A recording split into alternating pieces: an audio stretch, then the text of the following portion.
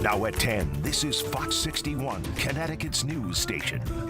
So what does this pause mean? It means no more funding for illegal DEI programs. It means no more funding for the Green New scam that has cost American taxpayers tens of billions of dollars. This is what a king does. This is not how a democracy works. One man does not decide how taxpayers' money is spent. Serious concerns tonight over a federal funding freeze in Connecticut and across the country. Thanks for joining us for the Fox 61 News at 10.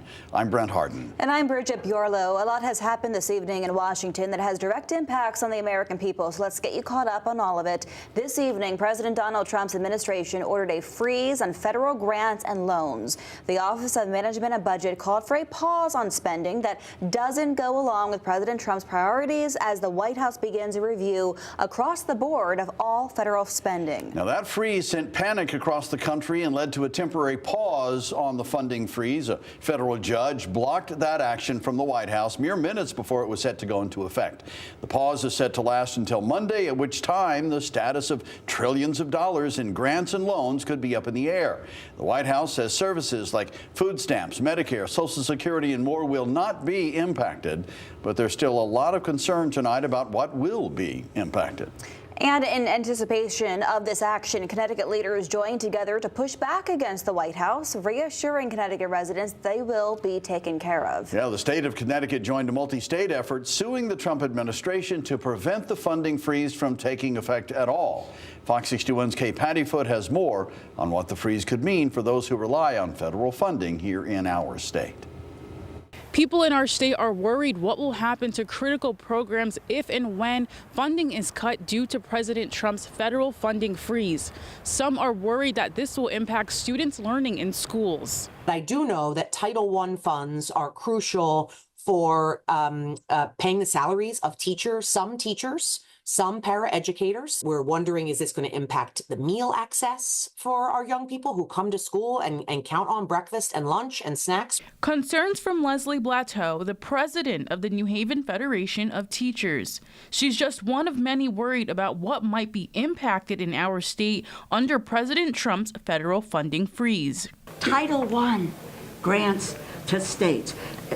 25 million students nationwide this takes care of. The IDEA Special Education Fund is frozen. Child Care Development Block Grant, Head Start, Early Head Start grants, home energy rebates. The White House says federal assistance to individuals would not be affected, including Social Security, Medicare, food stamps, student loans, and scholarships. But Congresswoman Rosa DeLauro, who serves as the ranking member on the Appropriations Committee, says what President Trump is trying to do is an illegal surge of funds. They will push out experienced civil servants, ignore the law. It's a recipe, again, for chaos and for suffering. Connecticut Attorney General William Tong and 22 other states filed a lawsuit against the Trump administration before a federal judge put a temporary pause on the withholding of federal dollars. You cannot prepare for an attack as big and as awful as this one. And so when we talked this morning, Governor, you said that this was a full frontal assault on Connecticut families and on America. I think it's much worse than that. This is a war on the American people. Everything that's in our state budget, we will continue to make those payments. House Republican leader Vincent Candelora said this move was simply testing the boundaries. And, I have faith in our Constitution and that judicial process. Today, a court has already froze this order, so it's not going forward. Both the governor and lieutenant governor say the state is prepared to do all that they can to make sure Connecticut residents have access to the services that they need, despite the federal funding freeze. In Hartford, Kay Pattyfoot, Fox 61. Okay, thank you. Time now for a check on the weather. Today saw a few snow squalls, but no accumulation. What will tomorrow bring? Let's check in with meteorologist Deshaun Robinson for a first look at the forecast. Deshaun, how is the morning drive looking? Well, tomorrow we're expecting some rain and snow showers for the late morning hours, and it will be a breezy day. However, before tomorrow, we have to get through with tonight's weather, and we have this weak wave of low pressure that is spreading some light to moderate snow in upstate New York. Now, this system will pass us to the north. However, some snow showers will clip our northern counties like Litchfield, Hartford, Windham, and Toland counties tonight. So expect some light snow showers over the next few hours in these counties. Right now, a light band of snow is starting to push through parts of Toland and Windham counties. So during the next couple of hours, scattered snow showers are possible. Our temperatures will fall to near 20 degrees tonight. Tomorrow will be a breezy one, so as you head out there, hold on to those hats, and there will be some spotty rain and snow showers, especially during the late morning and early afternoon. Now, winds could gust up to 40 miles per hour tomorrow, so again, you may want to close your windows, hold on to those hats, and keep an eye on your trash cans. Thursday, however, will be a pleasant one. Lots of sunshine, and temperatures will top out in the mid-30s. Coming up, I'll let you know if there's any rain in the forecast for this weekend. Back to you guys. All right, Deshaun, thank you. Well, the mayor of New Britain, Aaron Stewart, took another step today toward running for statewide office. Fox 61's Emma Wolfhorst was there for the announcement. She has more now from New Britain City Hall. This hallway was packed with supporters Tuesday morning as they gathered to hear from current New Britain Mayor Aaron Stewart talk about exploring a run for governor.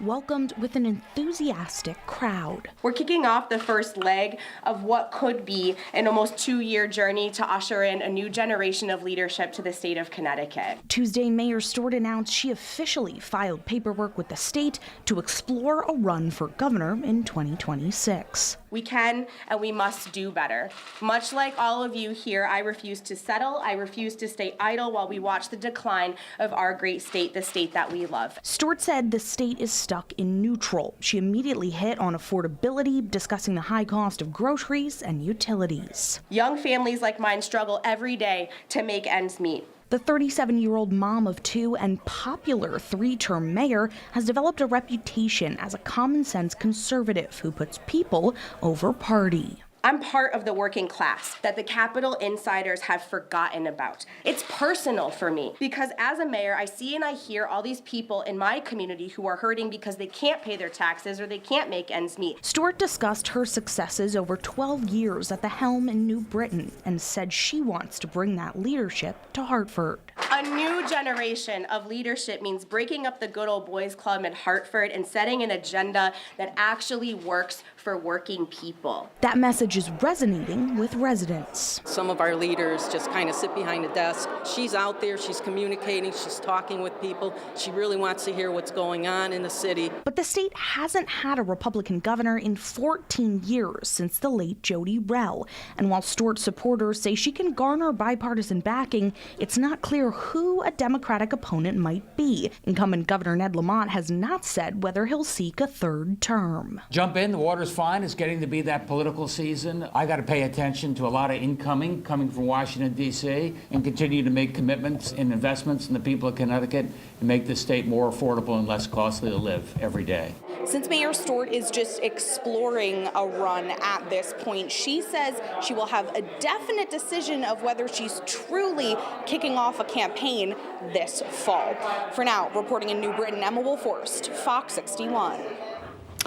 Emma, thank you. In the meantime, New Britain police have an arrest warrant, I should say, for a man wanted in a deadly shooting Monday morning. 30-year-old Brianna Ray was shot and killed inside a home on Prospect Street. Another woman was also shot. She was taken to the hospital in critical condition. Police have now a warrant for the suspect, Christopher Ray. He is said to still be at large tonight. Anyone with information about Ray or his whereabouts is being asked to contact New Britain police. A state employee has been charged with tampering with voter registration cards in Torrington. 57-year-old Arlanda Brantley, who works for the Department of Mental Health and Addiction Services, was arrested on Monday. Police say back in September, she altered several voter registration cards by changing the party affiliation from No or Republican to Democrat. This happened at a national voter event at the Western Connecticut Mental Health Network on Winstead Road. She was reported by an election clerk, and the cards were fixed before the election. Brantley will be arraigned next month. We reached out to the Torrington Registrar's office about this. They say this incident had nothing to do with the ballot recounts following the November election. That was ordered after tabulator inconsistencies. Well, the state has launched an investigation of the Stamford Police Department after a New York man died in police custody there. 36-year-old Jamal Linton was found dead at Stamford Police Headquarters Monday. He had been arrested on assault charges earlier that morning. The Office of Inspector General believes Linton took his own life, but they are conducting an investigation to determine exactly what happened. An employee at a Massachusetts high school who is from here in Connecticut is accused of disseminating obscene material to a minor. Officials at Auburn Public Schools investigated a report of a possibly concerning online activity by an Auburn high school employee. 29-year-old Curtis Field of Vernon turned himself in after an arrest warrant was obtained. Field was arraigned on the dissemination charge and released on a $500,000 cash bail, $500 cash bail, we should say, with conditions including a no contact and to stay away from any victims, also stay away from local schools and unsupervised contact with anyone under 16 years old. The matter remains under investigation this evening. One family is without a home tonight after a fire in Manchester. It happened on Steep Hollow Lane around 9:45 this morning. Firefighters were able to get the flames under control by 10:30 or so. 3 people in the home were able to escape, and 1 went to the hospital for smoke inhalation. A dog and 2 cats were rescued from the home. 2 firefighters were injured, but they're expected to be okay, and the Red Cross is assisting the occupants of the home tonight. The cause of the fire is under investigation.